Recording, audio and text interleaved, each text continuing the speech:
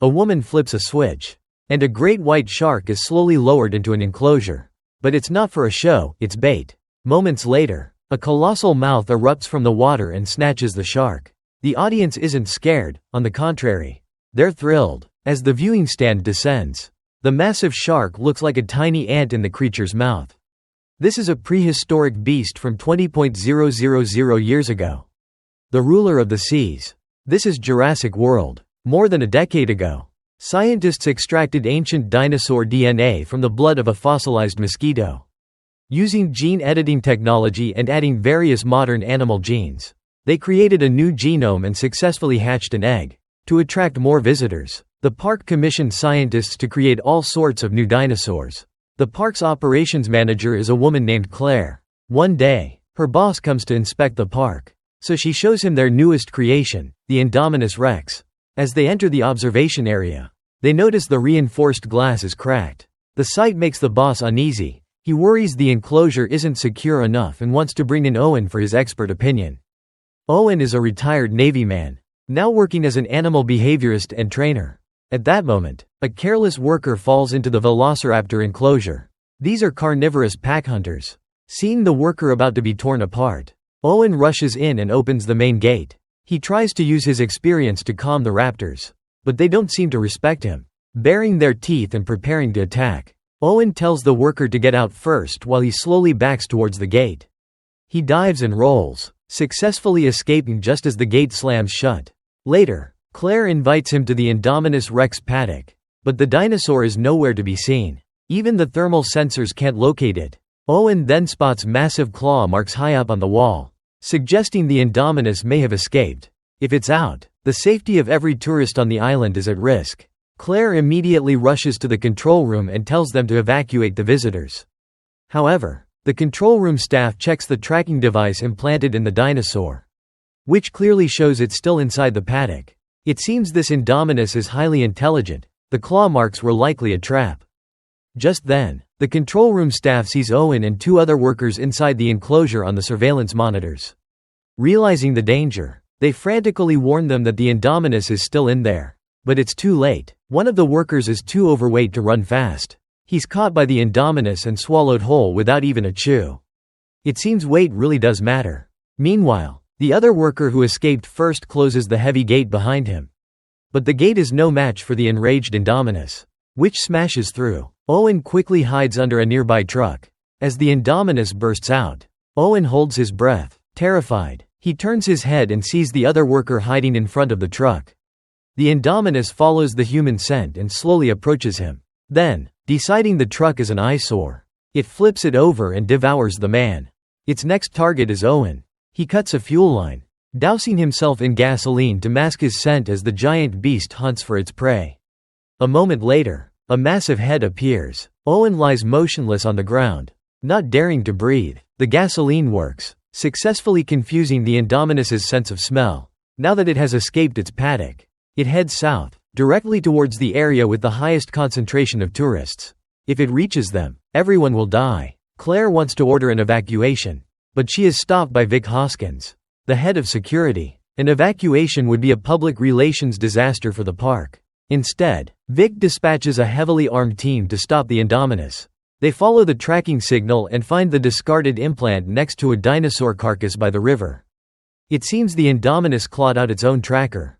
Its IQ is clearly off the charts. Suddenly, something drips from above. They look up to see the Indominus slowly materializing. It can camouflage itself. It seems it has cuttlefish DNA, allowing it to change its skin color to match its surroundings. This ability leads to their swift demise. The entire armed team is no match for it. It's like a purpose-built weapon. The scene is brutal. In just a few minutes, the team of over a dozen men is completely wiped out. The park wanted to use it to make money, but instead, they created a killing machine that will destroy every living thing on the island. Claire finally orders a full evacuation of all tourists. She suddenly remembers that her two nephews are still out in the park. Due to poor signal on the island, the boys don't understand her warning and hang up. Park staff track their location to the gyrosphere attraction. Claire demands the ride operator go rescue her nephews, but he refuses, saying it's impossible. Desperate, Claire finds Owen, hoping he'll help her save them. Meanwhile, The two boys have caught the attention of the Indominus. As they try to escape in their gyrosphere, they are sent flying by the tail of an ankylosaurus. The Indominus kills the ankylosaurus first, then turns its attention to the brothers. In its grasp, the gyrosphere looks like a tennis ball. After toying with it, the dinosaur pierces the glass with a single tap, then bites down on the sphere. Just as the boys are about to be killed, their seat belts break, and they manage to escape the wreckage. They are chased to a cliff's edge with nowhere else to run. The older brother pulls his younger brother with him as they jump into the water below. When Claire and Owen arrive, the ground is littered with dinosaur carcasses. It's clear the Indominus isn't killing for food, it's asserting its dominance through brutal violence. They follow its tracks and find the ruins of the original park's visitor center. Suddenly, they come face to face with the Indominus. They run for their lives. Fortunately, Vic has a change of heart and arrives in a helicopter, firing a minigun wildly at the dinosaur. The Indominus tries to flee, smashing through an aviary and creating an even greater disaster. Thousands of pterosaurs swarm out of the hole, causing the helicopter to lose control.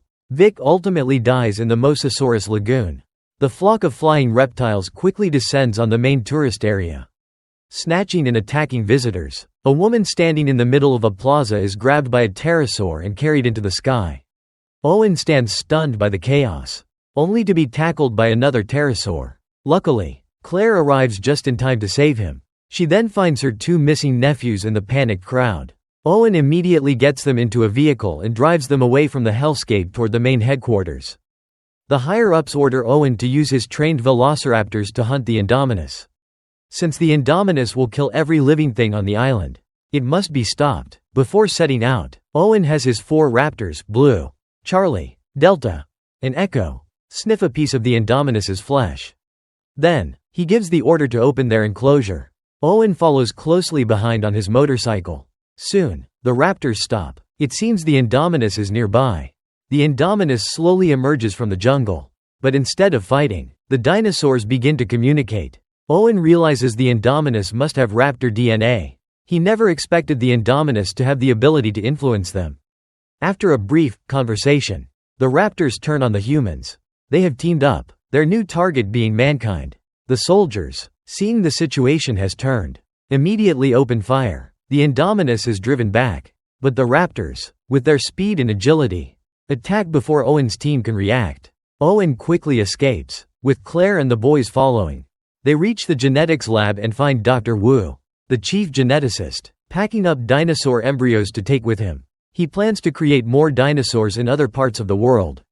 He's clearly gone mad. Suddenly, a raptor slowly enters the lab and deals with Dr. Wu. You reap what you sow. Owen's group takes the chance to flee.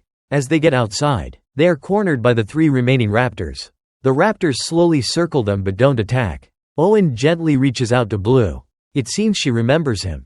Just then, the Indominus, enraged by the betrayal of these little ones, appears. Blue roars back at the Indominus. Refusing to be intimidated, the Indominus attacks, swatting Blue aside with a single blow. The other 2 raptors leap forward, but due to the massive size difference, they are quickly bitten and killed. To survive, Claire runs to a large enclosure and tells the operator to open paddock 9. In her hand, she holds a flare. The Indominus is drawn to the flare. Claire runs, leading it towards the paddock. Sure enough, one mountain cannot contain 2 tigers, or in this case, 2 apex predators. As soon as they meet, the 2 behemoths fight for territory. The T-Rex has been released. However, the Indominus fights dirty, using its long forelimbs to pin the T-Rex's head. It seems the T-Rex, for all its power, isn't very smart and is no match for the hybrid. Just when all hope seems lost, Blue, the last raptor, reappears. A true king would never tolerate an upstart standing on its back. The T-Rex seizes the opportunity to counterattack the Indominus. They form a perfect team, battering the Indominus until it can't fight back. Suddenly, the Mosasaurus erupts from its lagoon, grabs the Indominus, and drags it into the water. A king's reign comes to an end. With the battle over, the T-Rex turns its attention to Owen's group, but Blue stands in its way. They exchange a glance, and the T-Rex turns and walks away. Blue looks back at Owen one last time before disappearing into the jungle. As the sun rises, the king of the land stands atop the highest point and lets out a triumphant roar. If the mosasaurus that dragged the 20-meter-long Indominus into the sea 3 years ago was big, it's now a staggering 80 meters long. One Indominus wouldn't even be a snack. A scientist who escaped the island back then sends a team back to retrieve a bone sample from the Indominus's skeleton. As their submarine is about to leave, a massive shadow appears behind it.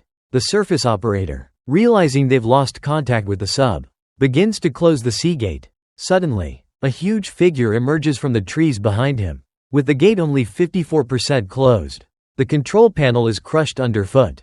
Just as the man climbs the helicopter ladder, thinking he's safe, the mosasaurus leaps from the water and swallows him whole. It then swims through the partially open gate, escaping the island and officially entering the human world. 3 years after the Jurassic World incident, humans have completely abandoned Isla Nublar, and the dinosaurs roam free. But this paradise is short-lived. The island's volcano is on the verge of erupting. If the dinosaurs aren't moved in time, they will face extinction once again. Just like 65 million years ago, high-level officials hold an emergency meeting. But the outcome is unexpected. They decide to let the dinosaurs die. However, many people are concerned for the dinosaurs' safety and form their own organization. Claire is one of its leaders.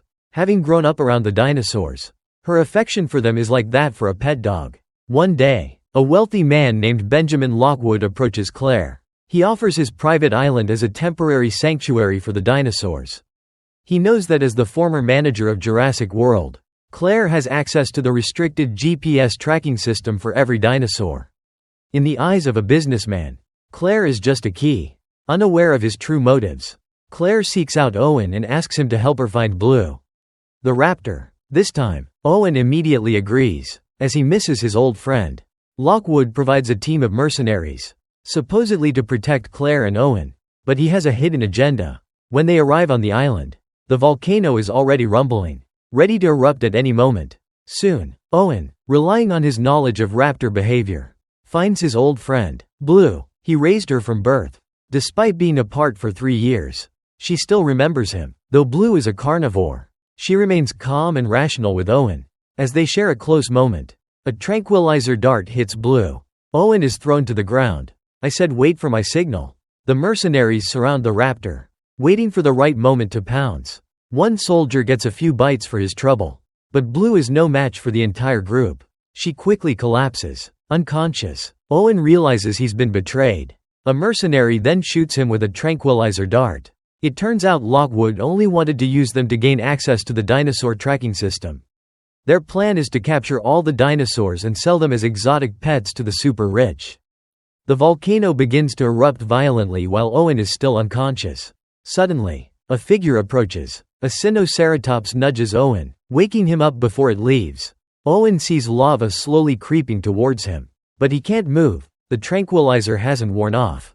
He can only manage to slowly roll his body to higher ground, narrowly escaping death. Meanwhile, Claire and her tech-savvy colleague, Franklin, aren't so lucky. They encounter a dinosaur on their escape route. Hot lava drips onto the dinosaur's head, keeping it at bay. They use the opportunity to climb onto a pipe and finally escape the danger. The eruption intensifies. Owen, now able to move, runs down the mountain with countless dinosaurs stampeding behind him. The ground is littered with their bodies. They find a gyrosphere, but it can only hold 2 people. As they hesitate, a Carnotaurus appears before them. But moments later, it's grabbed by the neck and thrown to the ground by the T-Rex, the arrogance of an apex predator. With volcanic ash rapidly spreading down the mountain, they have no time to hesitate and continue running towards the sea. Owen is quickly enveloped by the dust cloud. The gyrosphere plunges into the ocean. A lava bomb hits the glass, causing it to crack and melt, and seawater floods the cabin. At the last second, Owen arrives and pries the door open with a knife. When they swim to shore, they find that the surviving dinosaurs have all been tranquilized and are being loaded onto a ship. One of the mercenary thugs, blinded by greed, pulls a tooth from each dinosaur as a souvenir. The volcanic eruption grows stronger, threatening to bury the entire island. Claire's group runs for their lives, finds a truck, jumps in, and speeds away. They manage to launch the truck onto the departing ship just as it's about to leave. Looking back, they see a lone brachiosaurus letting out a tragic roar, as if asking why they didn't wait for it. But its fate is sealed, and it's soon consumed by smoke and fire. a scene eerily reminiscent of the extinction event 65 million years ago. Lockwood's ambition goes beyond just money. He tasks Dr. Wu, the creator of the Indominus's genome, with improving upon the original to create a stronger, more agile hybrid, the Indoraptor. Aboard the ship, Owen's group finds Blue in a cage, badly injured. Luckily, Claire's other companion, Zia, is a paleo-veterinarian. After a great effort, she saves the raptor's life. After the ship docks, they blend in with the convoy of trucks transporting the dinosaurs. At an intersection, they see police nearby and try to sneak away to alert them but are caught by the lead mercenary. They are captured and locked in the basement with the dinosaurs. Upstairs, Lockwood's right-hand man, Eli Mills, is hosting an auction. The room is filled with major arms dealers and financiers because, to them, dinosaurs are an exciting new form of weaponized entertainment. 4 dinosaurs are quickly sold for astronomical prices. As the profits roll in, Owen spots a Stygimoloch in the adjacent cell. This dinosaur's skull is up to 25 centimeters thick, giving it an incredible head-butting force. It's known as the Iron Head of the Dino world. Owen whistles at it, goading it into breaking the wall between their cells. Then, he stands in front of his own cell door. Taunting it, the dinosaur successfully smashes the door open, though it's left seeing stars. At the auction, the 5th item is unveiled. This is the main event, the newly created Indoraptor. Its starting price is 10 times that of the previous 4 combined. It's billed as the strongest creature on Earth. Even the Indominus would flee from it. The seasoned dealers can't help but gasp in awe. As the auctioneer begins his introduction, a bidder shouts, $20 million. The auctioneer refuses to sell. That's just the starting bid. $23 million. $24 million. The atmosphere becomes electric. Just then, the Stygimoloch bursts in, crashing the auction. It doesn't care about anyone's status. Anything in its way gets trampled. The auction descends into chaos, and the dealers scramble to escape. The lead mercenary goes to tranquilize the Indoraptor. Seeing the dinosaur unconscious, he opens the cage, intending to pull a tooth. Suddenly, the Indoraptor's tail twitches. He looks back, thinks he's seeing things, and turns back to the tooth. The Indoraptor raises its tail again. This time, it drops the act, bites down on his arm, and lifts him into the air. It was faking being unconscious to trick him into opening the cage. The auctioneer, hiding nearby, is scared witless. He rushes into an elevator, shoving his assistant out of the way. Her terrified screams attract the Indoraptor. It lunges just as the elevator doors close. Just when everyone thinks they're safe, the Indoraptor's tail whips around and smashes the elevator controls. The doors reopen. A desperate scream echoes from inside. Meanwhile, Owen and Claire are trying to escape but are stopped by Mills's men. The Indoraptor suddenly bursts out and kills 2 of the guards. It then begins to hunt Owen and Claire. They hide in a museum exhibit hall. The lighting is dim, but the Indoraptor's sense of smell is extremely sensitive. It can smell them but can't find them. The 3 humans and 1 dinosaur play a tense game of cat and mouse among the fossils. As the stalemate continues, a walkie-talkie on the floor suddenly crackles to life. Their cover is blown. They have to run again. Soon, they are cornered. Luckily, the space is too small for the Indoraptor to enter. Lockwood's granddaughter, Maisie, uses her small size to slip away. She runs through a service tunnel and ends up in her bedroom. But the Indoraptor has a high IQ. Seeing it can't get through the door, it climbs onto the roof. It uses its claws to open the balcony doors. As it enters the room, it almost seems to say, "I'm in." Just as Maisie is about to be torn apart, Owen arrives and fires his gun at the Indoraptor.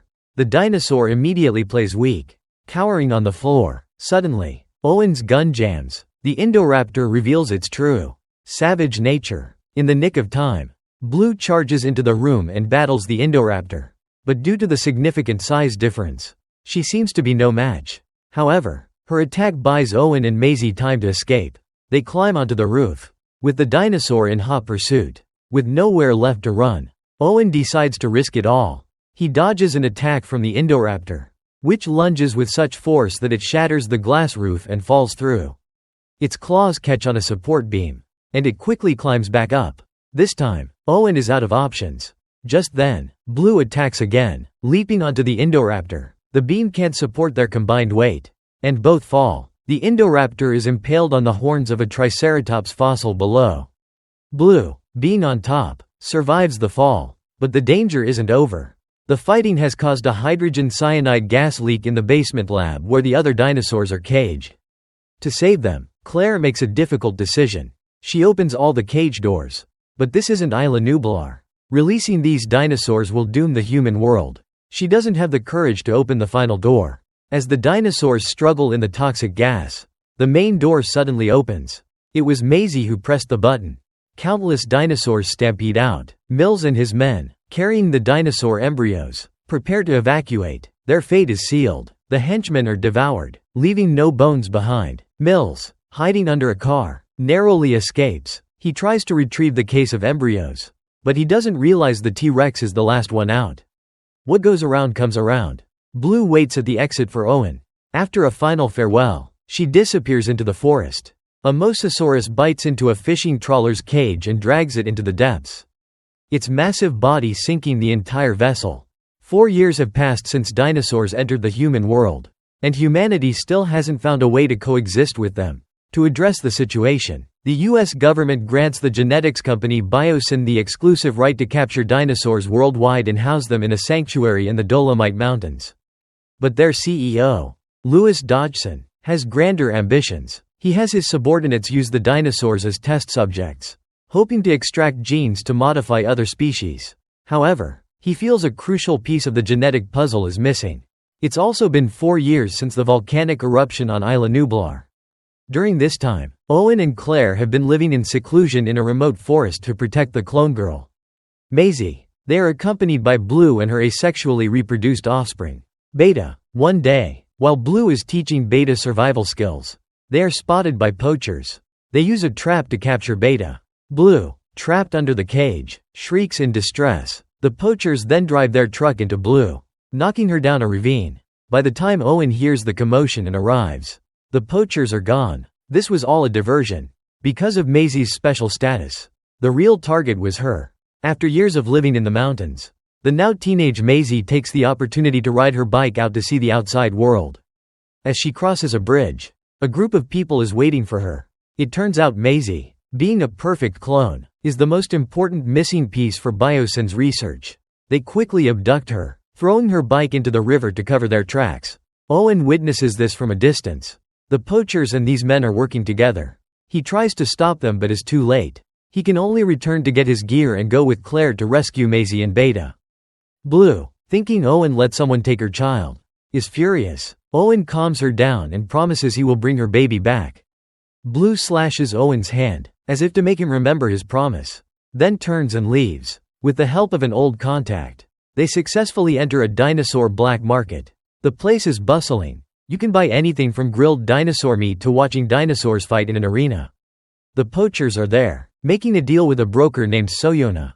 Just as the deal is about to close, undercover agents raid the market. Soyona calmly leaves under the protection of her bodyguards. The poachers also use the chaos to escape. Owen chases after them. To create a diversion, they release 2 dinosaurs. As 2 Carnotauruses emerge, the frightened poacher falls into the fighting pit. The Carnotaurus inside, hearing the commotion, attacks him. Owen is now caught between 2 Carnotauruses. He manages to slip through the railing into the pit. He tackles the poacher and fights him right there in the arena. The poacher is no match for Owen and is quickly knocked to the ground. The 2 dinosaurs bite down on his arms. Owen uses the opportunity to force him to reveal where Maisie was taken. Learning that Soyona has her, he immediately calls Claire. Suddenly, one of the Carnotauruses breaks free and finishes the poacher off. A truck full of dinosaurs speeds into a residential area. Police lay down a spike strip. The truck's tires blow out, and it crashes into a house. 4 metal cages fall out of the back. Seeing the driver surrounded by police, Soyona calls and orders him to open the 4 crates. A purebred Atrociraptor emerges, but it doesn't attack people randomly. These raptors have been professionally trained to attack only when targeted by a laser pointer, and they will pursue their target relentlessly. At that moment, Claire arrives and confronts Soyona with a taser. Soyona calmly walks into someone's house, throws a vase at Claire, then pulls out a knife. Seeing that diplomacy won't work, Claire pulls out a picture of Maisie. Soyona relents and confesses that Maisie has been taken to Biosyn. But just as she finishes speaking, an Atrociraptor bursts into the house. Soyona immediately points the laser at Claire. Claire quickly jumps off the balcony to escape.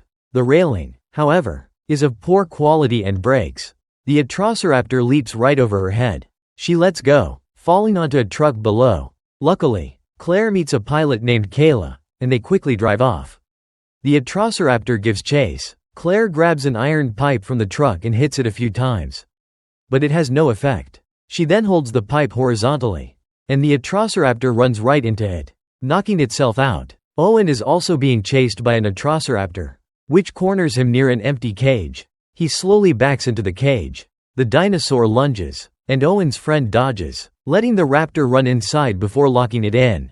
Just then, Soyuna reappears. Claire's voice comes over the comms, telling Owen that Maisie is being taken to an airport. Owen immediately grabs a motorcycle and speeds off. Soyuna, however, uses her laser trick and points it at him.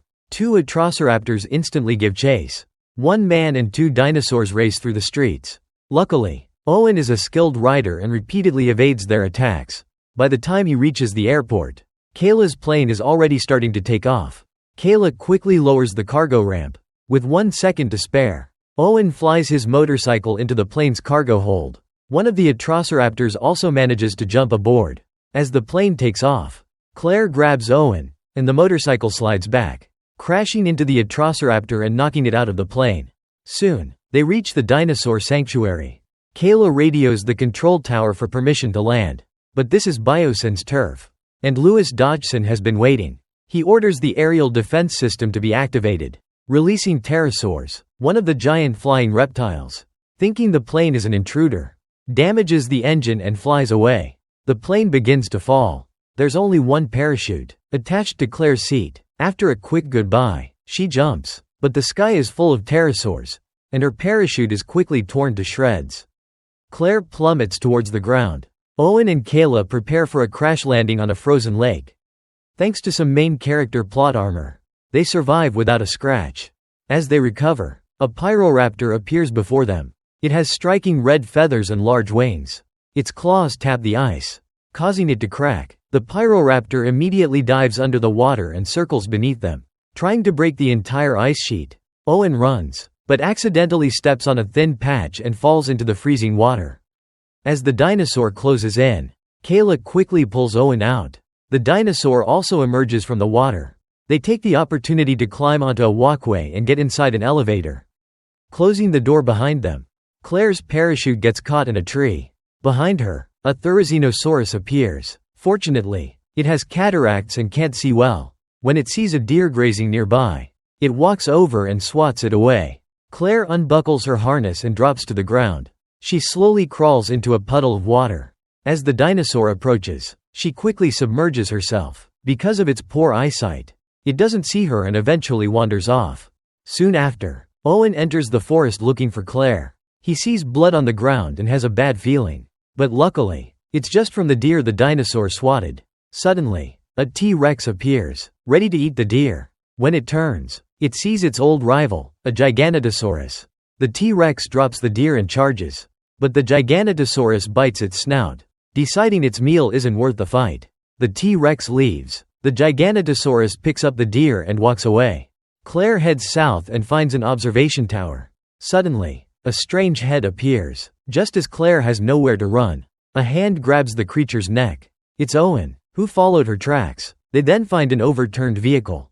Inside are Maisie and a renowned animal behaviorist, Dr. Alan Grant, who were escaping, worried that his research will be exposed. Louis Dodgson decides to destroy the giant prehistoric locusts he created.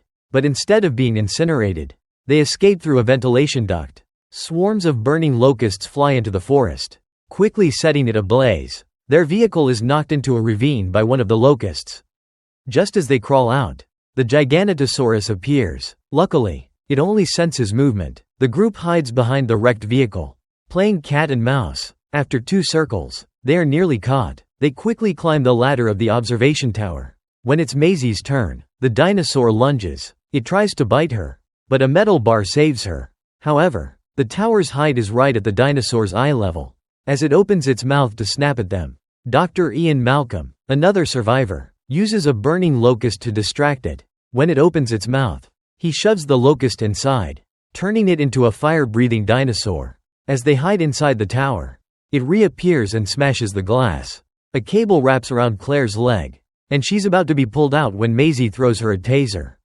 Claire finds an opportunity to zap the dinosaur in the eye. In pain, it gives up. Now, the forest is a sea of flames, and they're trapped. Dr. Ellie Sattler, another expert on the scene, realizes they can use the helicopter on the roof of the Biosyn building to fly over the fire. They decide to split up. Owen goes to find Beta, who, being unfamiliar with him, attacks. Owen has no choice but to tranquilize her. Meanwhile, Claire and Kayla go to the control room and shut down the entire sanctuary's power grid. Then activate the aerial defense network to protect the helicopter from flying reptiles. When the power goes out, the elevator Louis Dodgson is in stops. He looks around nervously at the flashing lights. Suddenly, the glass shatters, and 3 Dilophosauruses appear, spitting venom in his face. After disabling the power, Kayla goes to the roof, gets the helicopter, and flies down to pick up Owen's group. Suddenly, a roar echoes. It's the Therizinosaurus, but its target isn't them, it's the Giganotosaurus behind them. One mountain can't hold 2 kings. They immediately start fighting. The T-Rex, also drawn to the commotion, joins the fray but is quickly overpowered by the Giganotosaurus and knocked to the ground. Kayla quickly fires a flare gun to distract the T-Rex's attacker. The Therizinosaurus and Giganotosaurus now turn on each other. Everyone scrambles aboard the helicopter. They use the searchlight to shine in the T-Rex's eyes, and it wakes up. Now it's a 2-on-1 fight. The Giganotosaurus is at a disadvantage. The T-Rex pushes it towards the Therizinosaurus, whose sharp claws impale it. The life of a king comes to an end. Everyone gets on the helicopter and leaves the fiery scene. Owen fulfills his promise and returns Beta to the forest. She happily nuzzles against Blue. Before leaving, Blue gives Owen a look of gratitude and returns to the deep woods.